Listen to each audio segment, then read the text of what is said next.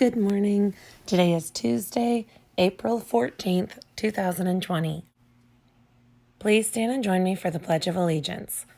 I pledge allegiance to the flag of the United States of America and to the republic for which it stands, one nation, under God, indivisible, with liberty and justice for all.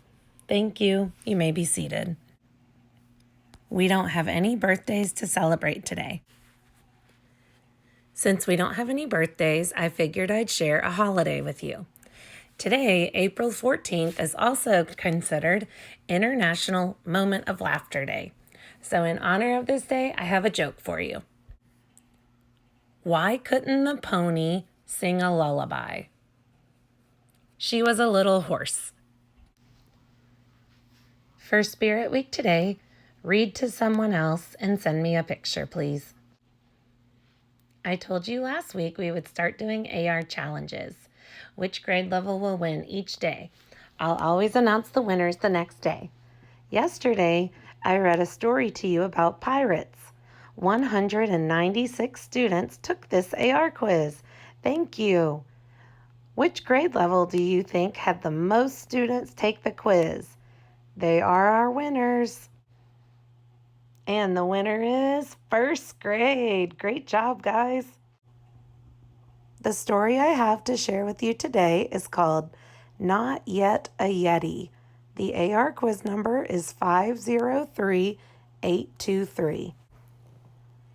George's granddad was a Yeti.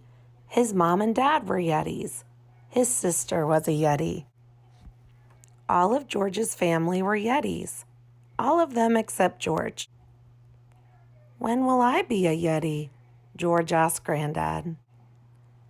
When you can survive alone on a frozen mountain, waiting to lure stray hikers to their doom, Granddad growled. I don't want to lure stray hikers to their doom, said George. Granddad put his massive paw on George's shoulder. George nearly fell over. Then you are not yet a Yeti, Granddad said. When will I be a Yeti? George asked Dad. When you can chase people around the mountain until they scream with terror, Dad said. I don't want to chase people until they scream with terror, said George. Dad hugged him. George couldn't breathe. Then you are not a Yeti, Dad said. When will I be a Yeti? You're one already, George said to his big sister. When you can leave a footprint in the snow that makes people gasp with dread, Big Sister said. I've only got small feet, said George. Look. Then you are not yet a Yeti, Big Sister said, accidentally stomping on George's toes. It's not fair, George said to his mom when she came back from chasing some hikers. I'm still not yet a Yeti. Do you want to be a Yeti? Mom asked. George looked inside his head for the Yeti he imagined he would be. It wasn't there. No, said George. Mom put on some soup. She hadn't caught any hikers that day, so it was vegetable again. Well, what do you want to be? George looked back inside his head. Finally, he saw it.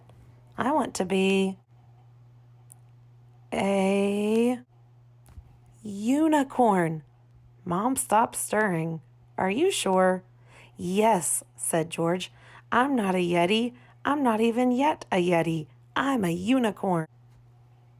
As George spoke, a sparkly horn appeared on his forehead. His arms and legs grew hooves. And a mane and tail swooshed onto the bits where manes and tails go. Derek, Mom yelled, you'd better come in here. George has turned into a unicorn. Dad let out an earth-shaking roar. George took a deep breath. Dad, I don't want to frighten people. I want to help them. I'm not yet a Yeti, and I never will be. Dad scratched his furry head. Well, he said, we do love chasing hikers. But if we keep eating them, they'll become extinct. So maybe we could chase them and you could rescue them. George's granddad was a Yeti. His sister was a Yeti. His mom and dad were Yetis. All of George's family were Yetis. All of them except George. The end. Thank you for listening to that story with me. I hope that you enjoyed it. The AR quiz number is 503823. Remember, at South Elementary we soar. Stay safe, on task, accomplish goals, and respect. Have a great day today. Stay safe, and don't forget we miss you and we love you.